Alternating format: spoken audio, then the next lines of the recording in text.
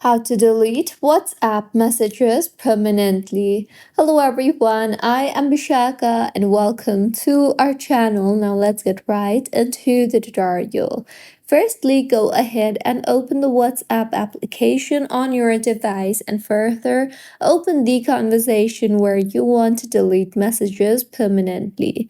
Now, in order to delete the messages, simply tap hold on the message that you want to delete, and in the menu that appears, you will see the option for delete.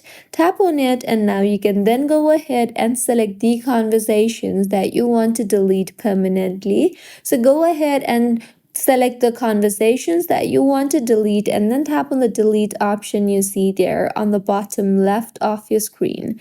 Here you will see the option for delete to for everyone. So tap on the delete option you see there, and with this, your message will be deleted as you can see here, and the receiver will not receive the message that you just sent. However, they will be able to see that you deleted your message. So, this was about how you can delete messages on WhatsApp permanently. If you find this tutorial helpful, please like the video and do comment if you have any queries.